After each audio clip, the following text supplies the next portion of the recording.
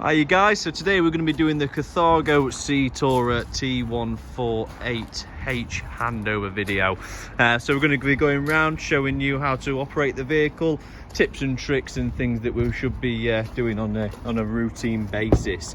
So first and foremost, to get access underneath that bonnet, we need to pull this little catch just here. You only need to do it once. I always do it twice to save me walking around again if I've not pulled it enough. Underneath here, you will notice you've got a little floor tray. So if you turn those keys and lift that up, you will grant access to your vehicle battery. Now, obviously, that isn't always ideal. That's probably the best word to say. So if we come around to the front end, lift up the bonnet, you'll notice we've got an earth point just there. And just underneath that little cap there, we do have a positive terminal. So obviously then we can charge the battery from the front, we can use jump packs on it, and so on and so forth. Now obviously we do right on top when we do the cam belts. The cam belt changed at 11,757 miles in 2024. Bit of a healthy reminder for you moving forwards. And then obviously we've got the weight plate just there at 4,400 kilos gross vehicle weight. That back down now, then moving further around the near side, the next thing we're going to come to is the fuel. So if we just get your finger in the bottom corner and come around, you'll see we've got the fuel diesel cap there. Now you want to use this key just here to get into the diesel cap. So push it in, turn left and remove, push it in, turn right to lock it in. As easy as that. Further down from this, I'm just going to pop my zoom on so I don't have to focus the camera so much as I'm walking around.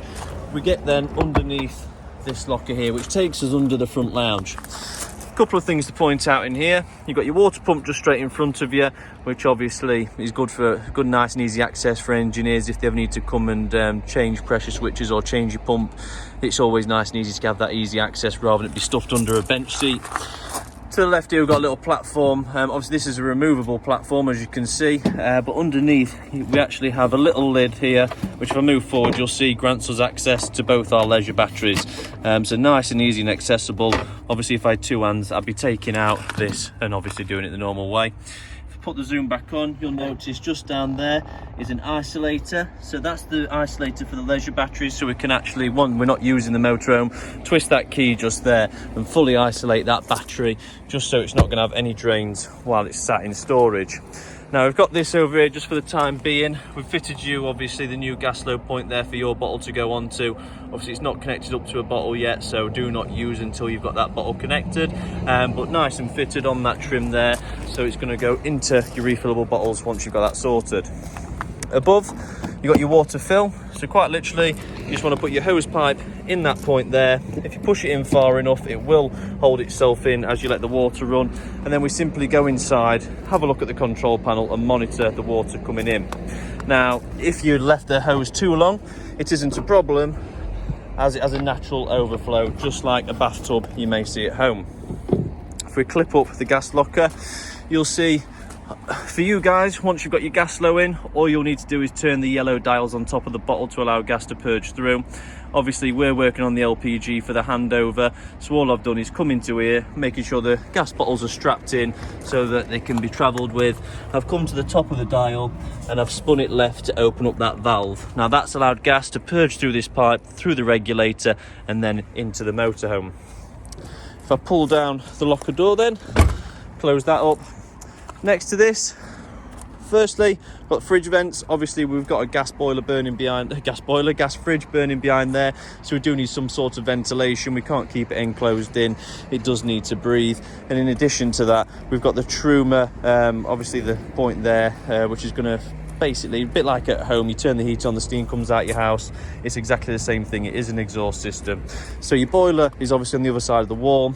It needs an exhaust system because when we run it on gas, it needs to suck in fresh oxygen to burn with the gas to create the heat. Once it's burnt the gas, obviously you've got a carbon dioxide, you've got other factors that get burnt off once we've burnt the oxygen that are going to come out that tube also. So when we're using gas, you are going to notice some steam coming out at that point and some heat releasing from the bottom. Now if you're not using the vehicle over a long period of time during winter, I would recommend getting yourself some of the elasticated overshoes that we can just stick on top of that vent just there. I need two hands for this. Stick on top of that vent and hook round it just to make sure we're not having any spiders going in and causing cobwebs. In autumn time, dead leaves drop down and the fibres from them can get inside there, sit on the webs, and in time it will put a minor block on there. Now it only takes a minor block to bring up a fault, simply because if the boiler thinks it can't breathe, then the only place for the boiler fumes to go will be back inside the motorhome, which is an absolute no-go, and it is taught to go in straight into fault mode if it detects any coming backwards. So always good to keep a cover over that when we're not using the motorhome, just to make sure that that problem never arises.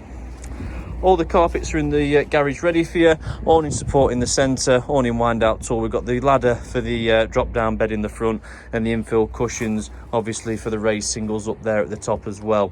Some nice reinforcements in the garage just there, just to support that large spacious roof that you've got in the centre, and obviously we've got some supports around the bracket just there that have been lined as well, and supports there just to obviously strengthen that garage. If we're moving around the back then, we've got a bike rack, nice and easy to use. Again, you've got two trays here that your wheels fall into and go on, but if you have a look, you've got a little clamp just there and a little clamp just there, meaning if I give this a strong enough pull, there we go, it's going to drop right down, sit like so. And then what we've got is some trays here to put the wheels and tyres in. These straps go through. If I pull on this here, push the lever in and pull, I can then release the strap, put it through the wheel, through this gap there, and simply tighten up to the chosen tightness. Once you've got your wheels in, you want to lift this bar around, open it up with this dial to make it as wide as possible, slot that over the bike frame, and then tighten it up just like so. To put away, exactly the same in reverse. We just need to lift this off of this bracket there by twisting this mechanism, which unlocks the bracket, push it up, and then what we need to do is push it on to the straps just like that, nice and solid. So that is now not dropping down anywhere. Up at the top, you've got a reverse camera. You'll notice on the side you've got some pinch bolts which look to me like a positive screwdriver, perhaps a PZ2. That, if you loosen, you will be able to adjust your reverse camera, so you can adjust the angle of where it looks. Obviously we've set it to where we think's right, but you have a play around with that to find the perfect position. Into the motorhome garage, then it's exactly the same, obviously from the alternate side of what you've already seen. Moving down, we've got the hookup. So when we go to a campsite, for instance, first things first, hook the vehicle up. We want to get some power in there. Now that's not only just going to charge up your leisure batteries, but it's also going to power your high-powered systems, such as your combi boiler, your three-way fridge, and various other things in the vehicle. Now, obviously, always good to get that in if you're on a campsite. If not, not to bother. That won't apply to you. If you're wild camping, we don't need any hookup. We can go inside and use the battery power. But when I'm setting a motorhome up for a campsite, first things first, the hookup goes in. Then I go around to the gas locker, as I've shown you, and turn on the gas. At that point then, we've got electric and gas running into the motorhome. The third point will be filling up the water, as I've shown you on the passenger side, to put the hose pipe in and go inside and look at the control panel. So at that point we have all the fuels we need to get this motorhome working and to get it going. Above your hookup point, you'll notice you've got a 3-pin plug. Now that is only going to be active once the hookup is in. This is another one of the high-powered systems that the hookup provides for, which is your 3-pin sockets throughout the motorhome. So that will become active once the vehicle's plugged in. To the right of your hookup, you've got a barbecue point or a gas point, either or. It's got a little bung on the end, so obviously we can take that off. That's just there to stop dust going up the pipe. And if I turn this dial left, gas would now come out of this pipe just here. So what you want to do, you want to plug onto this point just here with your gas barbecue, turn the dial, and then what you'll have in front of you is 2 gas rings on your Carthago perhaps, or something like that, and then you can control the gas from there. The gas that comes through this tap is directly fed from the gas tanks on the other side of the motorhome. Moving towards the habitation door then, we've got this job that no one likes to do, but nonetheless I'm going to have to show one of you how to do it. If we lift this up, this lever, you'll notice when I arrive to the vehicle it's in that slot. If I lift, it's hard to see, but it does come out the slot. Once it comes out, it will very freely slide towards you. What you'll notice on this particular model is it's got a SOG unit, which is this pipe just here, which we have to unplug from here. Now what that does effectively is, if I take this out, I'll be able to tell you a bit better because you'll see, but that tube sucks air out of here, puts it through a fan system and puts it out the roof of the motorhome. And all that's there to do is stop bad smells developing and lingering around, which is what you're going to get with a Carthago. To empty this, like I say, take it out of the compartment, get it down the floor, push the edge around, undo your cap, Once the cap is undone, we can lean it forward and tip out whatever's inside. Once you have tipped out what's in the cassette, I'd like to put the lid back on, push this trapdoor forward just here, so it's like that, twist it open and simply pour your blue liquids directly into the cassette.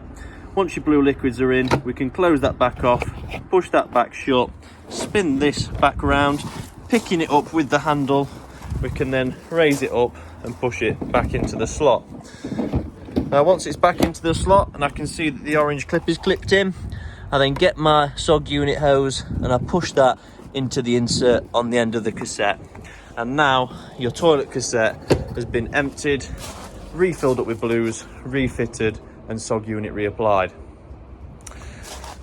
Further forward, you've got the max view aerial point. Now this is here, so basically when you go to campsites, you'll notice some campsites have a big satellite dish in the corner of the site, and what they'll do is on your pitch where you plug your power in, they'll have a little satellite TV point.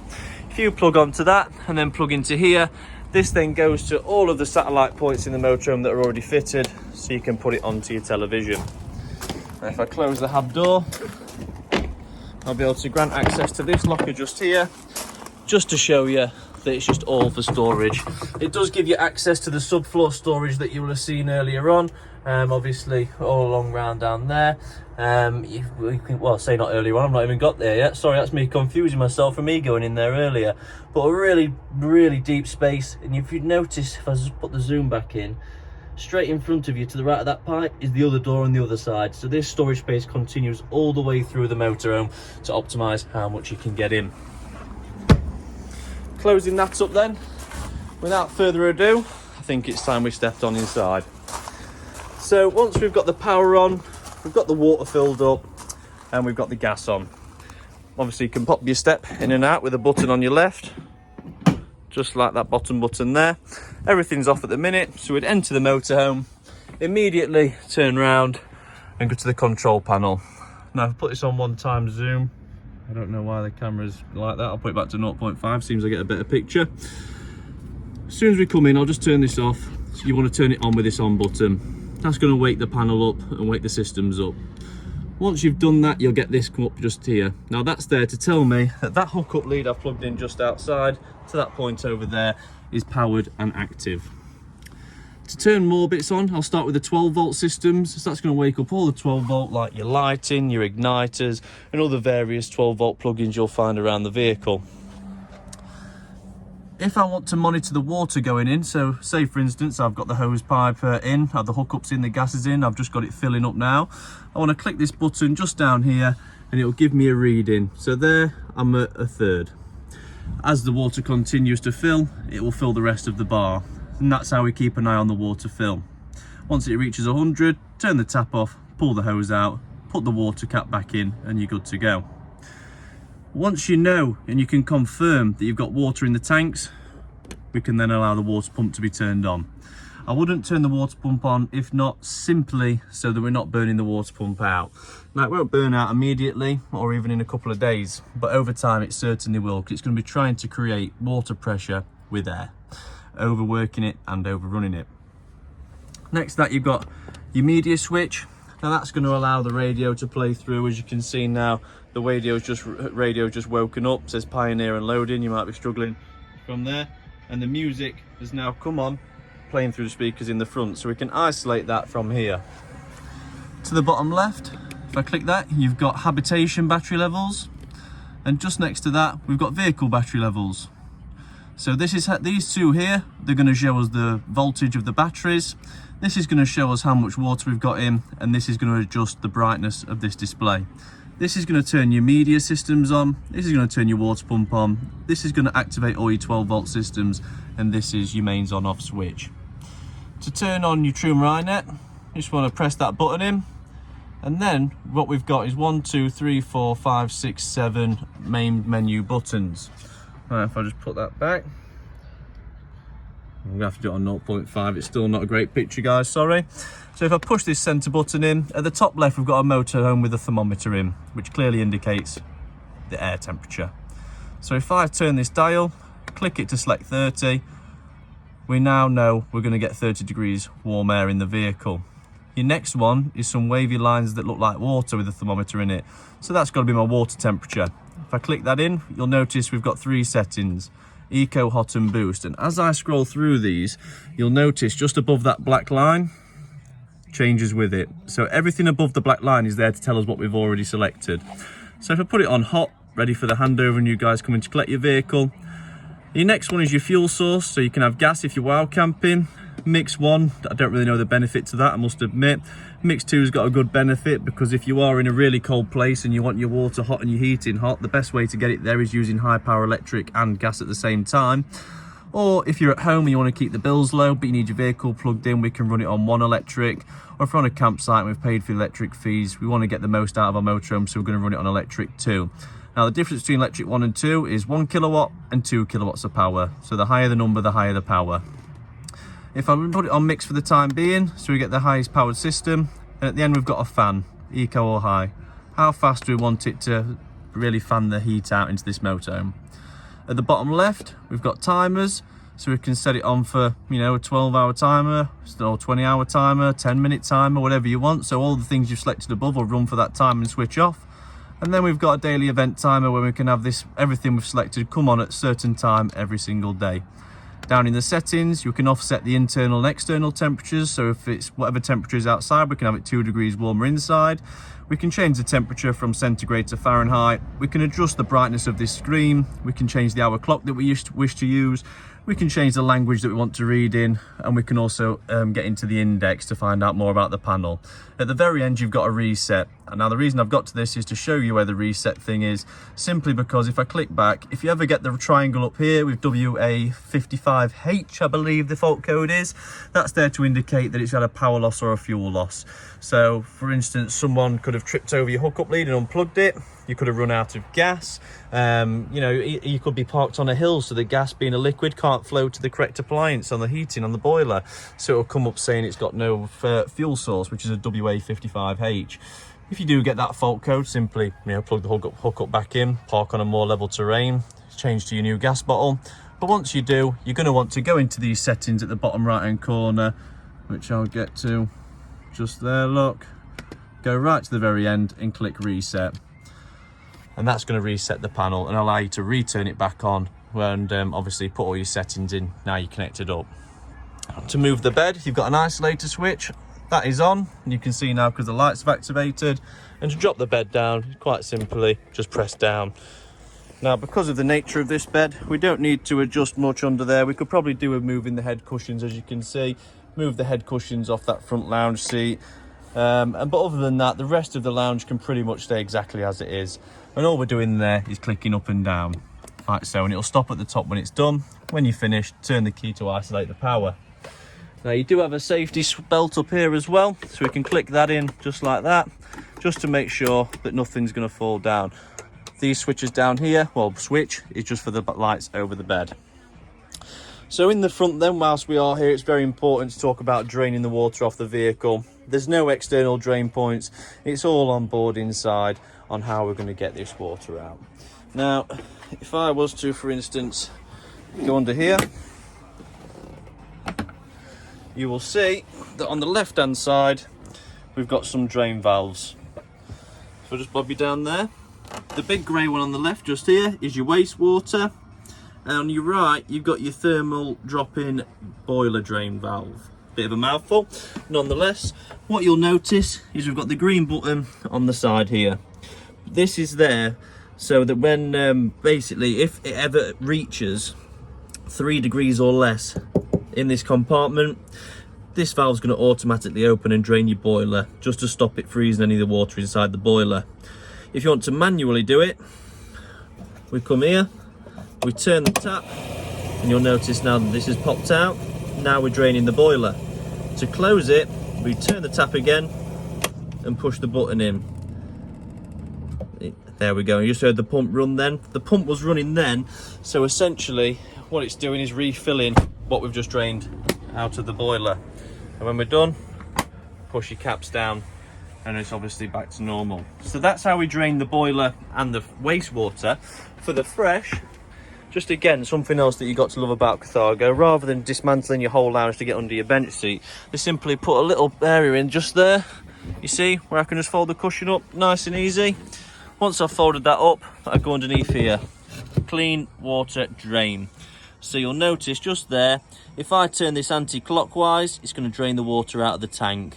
If you want to clean the tank, you want to turn this cap off just here, or put distilling tablets in, take that cap off and simply put a tablet in there, or you can get your arm in to have a scrub round like we do with ours once a year, cleaning all the internals of the tanks out. It's also good because just there is your water level readers. Now they're right next to this, simply so we can clean them. Obviously water, if it sits in a tank for a long time, you are going to get calcium deposits on your readers, which in time can affect the results the readers put out. It can confuse the system thinking there's water in there when it's actually just dried up calcium deposits on the readers themselves. So it's always good to get access to clean those. Now your table, lovely table, moves in many various directions, as you can see underneath from all the gummins. We've left it out the way temporarily just so it grants you better access to the cab. Behind here, you've got a television that raises up on the struts. Obviously you've got power to it already because it's all plugged in down below. This will need retuning whenever you cross from Yorkshire to Nottinghamshire and so on and so forth. Into the kitchen now then. We've got this nice area just here where we can obviously wash pots, we can wash those hands, and with this infilling we can use it as worktop space. We can turn it over and use it as a chopping board, or we can put it in this area just here to provide a two-tier worktop. So if we do need to use it as a sink, we can still put odds of bits on top of here and utilise this space. Now with the water pump running, what you'll find is we've ran this motorhome up, so we don't, I'll put the grill drain back in. We've ran this motorhome up, so officially it doesn't need to prime at all. However, if you come to your motorhome after a while and you've not used it for some time, you'll find when you run the taps, you're going to get some coughing and spluttering. Don't worry, that is just the pump getting all the air out the system through the taps. But once I've turned my boiler on like I have, it's warming up nicely now. I can already feel it coming out, and I can feel it coming out all these vents, the heating. But it's always good that once you've turned your boiler on, just come to your tap and run your hot tap for a minute. Just let all that run through, get all the old water out of the system, all new water in. Let's warm that up and we're good to go. And you've got various storage options around the vehicle. I've unplugged at the minute, but your motorhome Wi-Fi is just up there. We take this off, you can turn it on and off with the button. If you take the back of it off like an old Nokia, you remove the battery, and underneath there you'll find a SIM card port, to which you just need to put yourself a SIM in there, just so obviously you can get your internet, a bit of a pay-as-you-go or monthly. You've got an espresso coffee machine plugged in on the 12 volt at the top, obviously for your use whenever you wish to use it. We've got sockets on the worktop that will only work when the vehicle's plugged in. Light switch local to the local lights. We've got this one for over the fridge and next to your toilet. Then we've got this one on the right for you over the kitchen and your over units up top. Storage space wise, we've got plenty of that. We've got soft closing doors with the LED understrip as well. Nice curved units here too that we can pull out, and again all soft closing, really nice. Underneath here I do believe it's pure storage, absolutely. So we've got storage there, and oh my god, if you even notice, they've got the heater vent going into the storage to keep all the things you want to store warm. If that isn't a German build quality, I don't know what is. Just here, we then have the wastewater tank. Now, obviously that's got to be accessible. We've got a turn top on it as well, just like the front one, so we can get access in for cleaning. Obviously, we still only drain back there, but the reason it's got access is so we can keep it clean. Obviously, we can lift this up to grant access into this wardrobe space, because you do have a hanging rail just to make it easier to get your clothes out. In your kitchen also, you'll find you've got a three-way fridge with a separate freezer, which we've got running at the minute to try and reduce the temperature down. It is a three-way fridge, so you can see, I don't know if you can see, well, you probably can't, but there's stuff coming out of the freezer to indicate that it is cold. What we've got is on and off, so if I hold this button in just here, off. When I come to it, I want to turn it on. Hook up, gas, battery, automatic mode, heated seals, temperature, fault light. So if I was wild camping, I'd want it on gas. If I was driving anywhere, so the best way to put this is you're going on holiday at midday. Okay, at 11 o'clock, you're going to need to plug this vehicle in at home or run it on gas, one way or the other, to get this fridge nice and cold. So put it on gas, put it on hookup, whatever you've got to use at home. After an hour has passed and it's ready to set off, it's midday. Then what you need to do is go to turn obviously everything else off, turn your ignition on, come in here and put this on battery mode.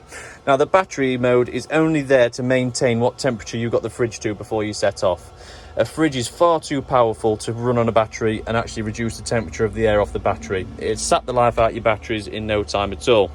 So we run it on the battery, run it on the gas or run it on the hookup, get it nice and cold as it is now. Before about to set off, stick it onto battery mode. That's going to maintain the fridge temperature till you get to wherever it is you want to go, to which point then you can turn it back to either electric or gas. Your automated side, if you're plugged in, it'll always favour the plug-in. If I went now and unplugged the vehicle, it'd automatically flick to gas. If I turned the gas bottles off and started the engine, it'd automatically flick to battery, doing all of this for me. This one just here, if I turn on, what that's going to do now is heat these seals up around the edge of the fridge and the freezer. Now obviously it's a cold fridge freezer. If it's that cold, these have been known in the past to actually freeze to this work metal, well sorry, not even metal anymore, but to the fridge base over here. Clicking this button is going to stop that. So I'll turn that off. And what you've got here is temperature. So if I click the thermometer, 5, 1, 2, 3, 4, 5. 5's the coldest, 1's the warmest. This will flash if you've got a fault. So now, because the engine battery isn't running, if I click battery, it's going to start flashing fault and fault. We've got no power.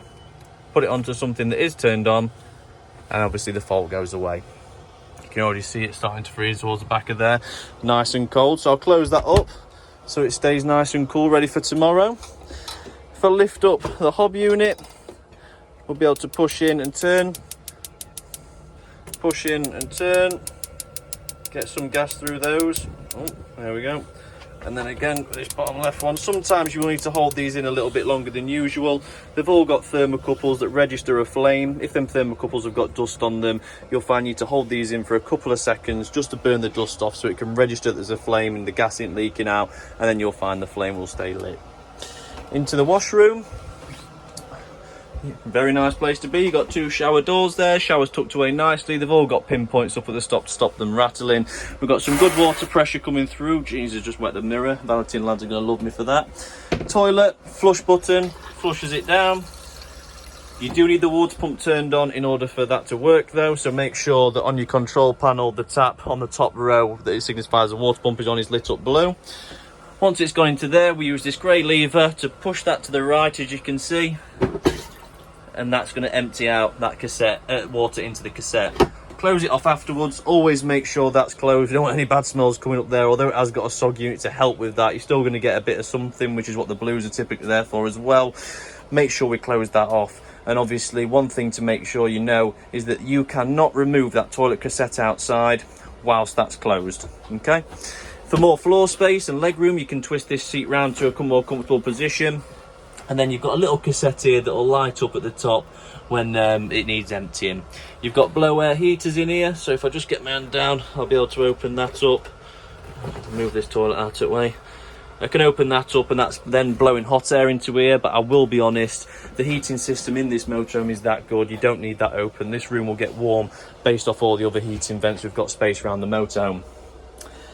Worth noting, light switches in the corner. You've got a 3-pin socket over there as well that is going to become active once the vehicle's plugged in. We've got some great storage options. We've got some shelving units. We've got the Carthago soap dispenser and the toothbrush holders in the corner. Really, really nice washroom all in all, with great ventilation with that skylight in the top. Into the back then, what we've got is the step system. Now sometimes you do need 2 hands on these, so I'm going to try my best to do it while I've got the camera on. Come on, I'm just struggling with the camera on. Right. Yeah, I'll have to do that for you when you're here. Quite difficult work, as you can imagine, with one hand to try and get all that out. But yeah, that slides forward, because then what we can do, we can slide the woodwork forward, which is here, and we can obviously extend that bed out. See this here, this comes all the way forward, and we get that infill cushion that's in the garage that then sits in that slot there. The steps come all the way forward to meet up with it, so you've got really great access, and you end up with this absolutely ginormous bed, which I think is absolutely fantastic. plenty of storage around the top. Light switches here to do the right, light switches there to do the headboard, and you've got a light switch over here for the left. Individual reading lights either side that have got switches on the base of them. You've got USB charging in the back and a 230-volt socket for charging as well. Nice little skylight up top. To open up, you push the button, pull the lever, and it'll open. To close, just make sure it pushes past that button just there. In this cupboard just up here, I pop that open, you've got nothing but storage. I'm just going to go around some of the high-level cupboards as well to make sure they're all empty, ready for handover tomorrow, which is looking like they are. Nothing else to cover in these cupboards by the looks of it. Overall, fantastic bit of kit. Now, if I was to pack this vehicle up for the night, so I probably am going to leave the boiler going on electric overnight, because why not? At least it's ready for the handover tomorrow. So to put it on electric, in fact, what I'm going to do is I'm going to turn the system off so I can show you how to shut the van down. Now, first and foremost, the heater's on full chat, as you can probably hear and imagine. That's going like 1.0. So to turn this system off, I want to push this button in like so for 3 to 5 seconds, and you'll notice off. That's going to turn that system off. That's now on shutdown, as you can hear. Packing the vehicle away, always want to make sure that these are down. If we're looking to travel anytime soon, we need to obviously make sure everything's secure, so these need to come off and these need to go in here, nice and secure. Bed clips in, all well and good. Tables pushed across for access, all the floor hatches are down. We put the television away by pushing that down, which is all great. The bed is turned off, we don't need the water pump on anymore. Entertainment switch or 12 volt, so now we can turn the control panel off. Once I've done that, you'll notice the fridge will still be on because the control panel, because we've got it running on the gas. So you notice the hookup side of it now, it's run onto the gas because the automated. But if I was to set off anywhere now, I'd put that to battery, go and start the engine. Obviously I'd turn the gas off and everything else first. I am going to leave that on just because obviously you've got handover, but to turn that off, you know exactly what you got to do. Hold the off button for a second and that will do that. Looking around then, I'd go in the washroom, make sure it's all secured up at the top, toilet seats down. We haven't got anything floating around the edges. So obviously, if you've got any big shampoo bottles on the side, they need to be off and in the storage, because if they fall out and land on the floor, they can crack it. I've seen some of these shampoo bottles nowadays and they're about 5 kilos and stand about 2 foot tall. So we don't want any of them falling over and cracking the shower tray. Into the front then, just again make sure the table's over to the side, everything's set in place. We've got nothing that's going to wobble and move out of place. We've got the bed strapped up, we've got the control panel, the heating now off. That will take some time to turn off because it's got to take everything out, slow it down, slow the fans down, let the heat cool, then it will be off. Obviously come out the vehicle, bang your step up, close your habitation door, lock your cassette toilet, make sure this is locked. We can put this back down, unplug the vehicle now because everything's off inside. Make sure your garage door's locked. And then obviously once you've unplugged the vehicle, that means now we can go around to the alternate side of the vehicle, go into the gas locker, open that up and turn the gas bottles off in there, making sure they're strapped in nicely, ready for travel. The gas is off, we can shut that back down, lock all these points up in your water, lock your garage door up, and then guys, you're about ready to set off. So it's always good sometimes to put a checklist under your sun visor if you do forget things now and again, like myself. But obviously doing it this long, it starts to embed itself into your memory. But that is the Carthago T148H. I hope you've enjoyed the handover video. I hope it's been informative. Obviously I could stand here for 3 hours telling you about motorhomes and what we do in them and how to set them up and everything like that. But the idea of this video is just to give you a basic knowledge of it, so that when you get out there, you can watch this video, set it up, pack it away, have a good time and think about nothing else but. But I hope you've enjoyed the handover video. I look forward to seeing you tomorrow. Take care, guys.